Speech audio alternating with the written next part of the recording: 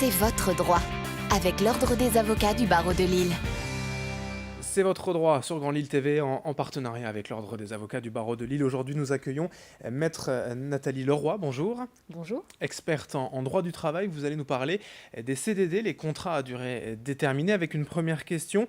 Le CDD, c'est plutôt pratique pour l'entreprise, pour le patron, quand il s'agit de tester un salarié avant de l'embaucher en CDI ? Alors justement, je voudrais tirer la sonnette d'alarme sur les CDD et sur cette pratique qui consiste à se dire, ma foi, avec un contrat à durée déterminée, je suis tranquille, je vais pouvoir tester bien tranquillement mon salarié et puis s'il fait l'affaire, eh bien, je passerai à un contrat à durée indéterminée. C'est une grave erreur parce qu'en réalité, le contrat à durée déterminée est bourré de pièges à plein de niveaux, que ce soit au niveau de la rédaction, que ce soit au niveau du fond, c'est-à-dire de l'objet pour lequel il est fait.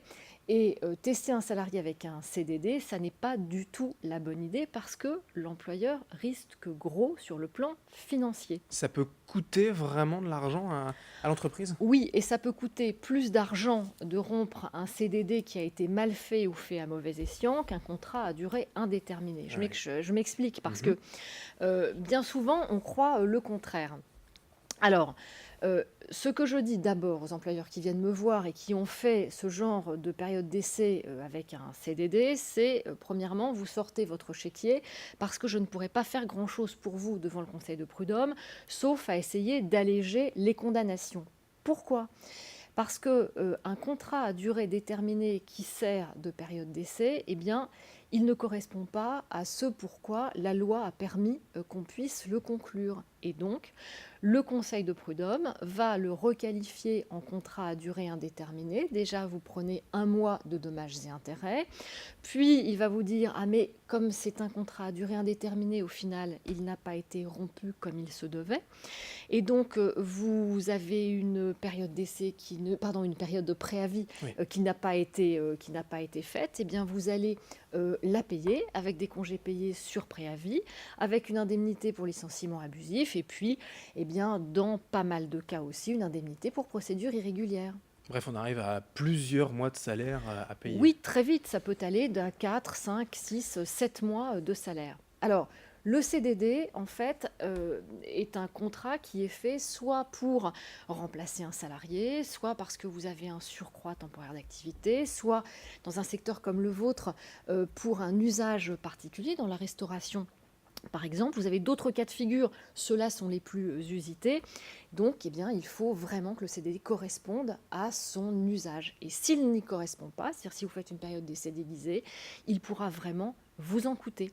Mais quand on parle de la période d'essai du CDI, si finalement la décision de se séparer du salarié arrive après cette période d'essai, l'employeur se retrouve piégé ? Alors, c'est la crainte des employeurs. Donc, ce que je leur dis, c'est pendant la période d'essai déjà d'un CDI, vous pouvez rompre à tout moment le période d'essai dès lors que le salarié ne fait pas l'affaire. Bon. Et puis, par malchance, vous avez laissé filer cette période d'essai.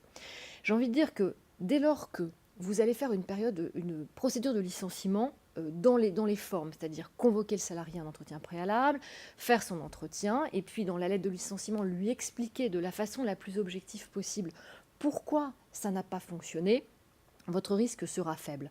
Si par malheur vous êtes condamné dans le Conseil de prud'homme, il vous en coûtera de toute façon bien moins cher que si vous aviez fait un CDD avec une période d'essai déguisée. J'ajoute juste pour conclure que souvent les employeurs me disent « Bon, allez, j'ai fait un CDD par exemple de 10 mois et puis ça fait 3 mois que le salarié est là et vraiment ça ne va pas ». Eh bien, vous n'avez plus que vos yeux pour pleurer parce que si jamais vous rompez le CDD pour un motif autre qu'une faute grave, qu'un cas de force majeure et si le salarié n'est pas d'accord pour partir, vous devrez lui payer en guise d'indemnité l'ensemble de ses salaires jusqu'à la période qui était initialement prévue. C'est-à-dire qu'il vous restera 7 mois de salaire à lui payer alors qu'il ne sera plus là pour travailler. Donc, attention, soyez très prudent avec le CDD, sinon, eh bien, sortez votre chéquier. Eh bien, c'est noté. Merci, Maître Leroy, pour toutes ces explications. Merci à vous de nous avoir suivis. C'est votre droit sur Grand Lille TV. C'est votre droit. Avec l'Ordre des avocats du barreau de Lille.